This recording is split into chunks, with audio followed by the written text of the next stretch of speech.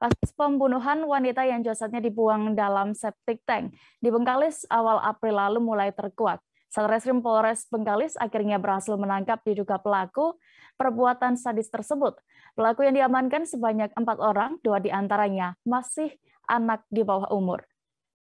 Terkait kronologi penangkapan pelaku ini akan dilaporkan reporter kami dari Tribun Pekanbaru. Ada rekan M. Natsir di sana yang sudah siap dengan laporannya. Silakan rekan Natsir.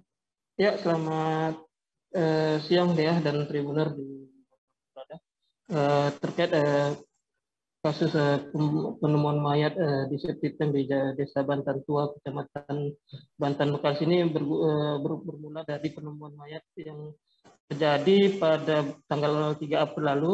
Pada saat itu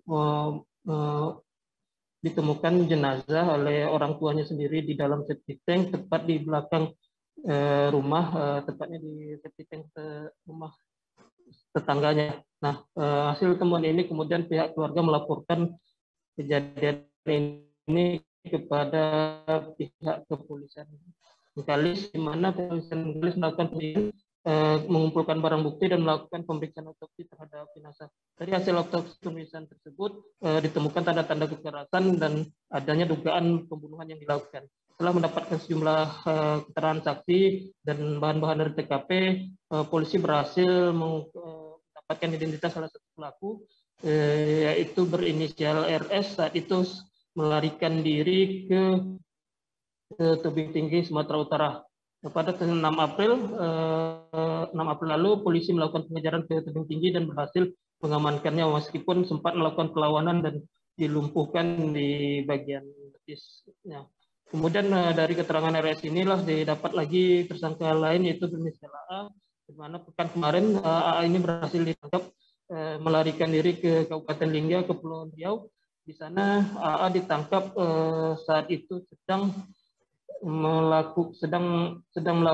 menangkap ikan di perairan dan sempat juga melakukan perlawanan terhadap polisi dan terpaksa harus dilumpuhkan oleh pihak kepolisian. Nah, dari keterangan keluarga ini ternyata dalam kasus pembunuhan ini mereka melibatkan 2 orang anak, yaitu berinisial SDS. 2 orang anak ini bertugas untuk memetakan bagaimana lokasi yang akan menjadi target mereka. Nah, motif kedua pelaku ini sendiri dalam melakukan pembunuhan awalnya hanya ingin melakukan pencurian terhadap rumah tersebut, di mana mereka sudah mengintai rumah tersebut sejak bulan Januari lalu.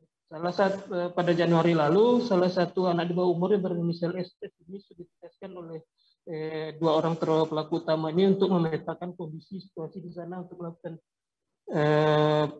pencurian di rumah itu. Namun pencurian gagal dilakukan dan kembali dicoba pada tanggal 1 April lalu, di mana saat itulah terjadi dipetakan kembali oleh anak di bawah umur yang melakukan pemetaan sebelum 2 tersangka ini melakukan aksi dan mereka melakukan pencurian. Saat melakukan pencurian ini, 2 tersangka inilah terkejut karena di dalam rumah ternyata ada salah satu korban, yaitu nama Merlina yang berada dalam rumah. Di saat itulah kemudian terjadi pembunuhan dilakukan oleh 2 tersangka ini. Mirna, dari pengakuan tersangka, Mirna dibunuh dengan cara dicekik awalnya oleh tersangka AA dan kemudian dicekik kembali oleh tersangka RS dengan menggunakan ikat pinggang. Kemudian korban sempat diseret sampai ke belakang rumah dan saat itu korban masih dalam keadaan sadar, diminta untuk masuk ke septic tank dengan sendirinya. Namun karena korban berteriak, kedua tersangka kembali mencekik korban sampai tidak sadarkan diri, kemudian membuang jasad korban ke dalam septic tank dan septic tank tersebut ditutup kembali. Nah, akibat perbuatannya 2 tersangka ini terancam hukuman maksimal seumur hidup dan hukuman pidana mati. Sementara 2 anak SS dan DS tidak ditahan pihak kepolisian karena sesuai peraturan perundang-undangan anak mereka tidak bisa ditahan karena masih di bawah umur. Terima kasih sudah nonton. Jangan lupa like, subscribe, dan share ya.